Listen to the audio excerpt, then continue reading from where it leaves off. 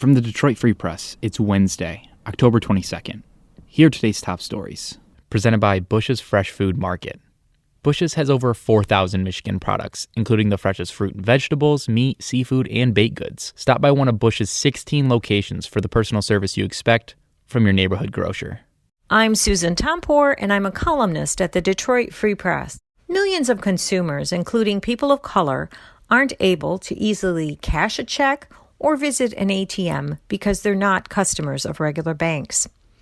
About 5.7% of households in Michigan do not have access to a checking or savings account. Nationwide, the figure is 5.4%, or 7.1 million households, according to the latest FDIC data.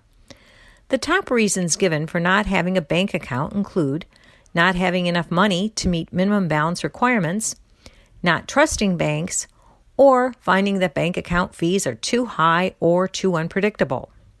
Banks across the country are now being urged to offer a more affordable type of account called bank-on accounts. These accounts allow for banking with little to no fees. They may have low monthly maintenance fees and no overdraft fees. To find a more affordable bank account, consumers can go to a link called Bank On via the FDIC site at fdic.gov. Get banked. I'm Sloan Taranella with the Detroit Free Press. First, parents tackled homeschooling. Now they're tackling do-it-yourself school photos thanks to the pandemic.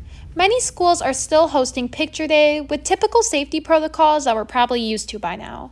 But in districts that are fully online, LifeTouch is offering a do-it-yourself option called Picture Day Snaps at Home.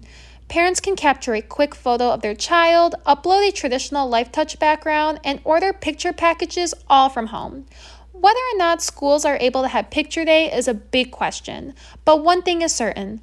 The class of 2021 will have an interesting yearbook. Walled Lake Western senior Madison Papadakis is in yearbook class and said they're replacing pages for canceled events like homecoming and football games with photos and stories about how students are celebrating at home. Papadakis said she's nervous about getting enough photos, but this yearbook will reflect the true experiences for students growing up during a pandemic. For the Detroit Free Press, I'm Kerry Jr. II, and here are the latest coronavirus numbers. State health officials reported just under 1,600 new cases of the coronavirus and 22 new deaths Tuesday. One death was uncovered in review of death certificates. In total, health officials have reported over 149,000 COVID-19 cases and over 7,000 deaths statewide. For more information on COVID-19 in Michigan, visit www.freep.com. This is J.C. Reindl for the Detroit Free Press. Home prices have been soaring in Metro Detroit, resulting in a turbocharged market for sellers. Sale prices were up 14% in September year over year for houses and condos.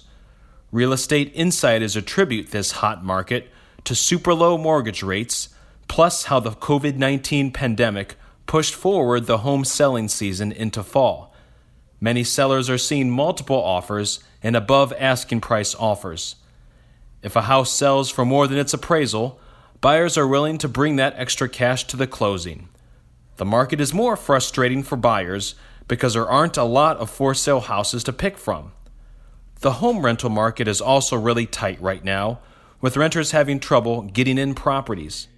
I'm Kirkland Crawford with the Free Press Sports Department and a look back at the Detroit Lions. So, where do you fall with this team? They are 2-3 with a favorable schedule ahead. But they are the Lions, and as you know, that tends to wash away any reasonable logic. Bottom line, should we start thinking playoffs with the squad? Dave Burkett has the answer. I do think that given the schedule, this is what to me, it depends what measuring stick you use for this regime, right? Is it playing meaningful games? Because, yeah, you can play meaningful games. But, as I wrote in that column, Sheila Ford, when she took over as owner, she said she wanted to see major improvement. And just playing meaningful games does not equal major improvement in my eyes, right? Because if you beat these crap teams, just to be frank, right, a lot of these teams are these mediocre to worse teams, that doesn't mean that you've majorly improved. Maybe you get back to where you were under Jim Caldwell or close to it, where you were beating these nobodies, but you couldn't play with the good teams in the NFL. So yes, they need to win 5 of these next 6 games to play some of those meaningful games. But in order to make that major improvement, then they need to go in December and handle some business against the better teams on their schedule. Tennessee, Green Bay, Chicago, who I still think is kind of fraudulent, but those teams that are legitimate playoff contenders, legitimate Super Bowl contenders in some regards, await for them in December.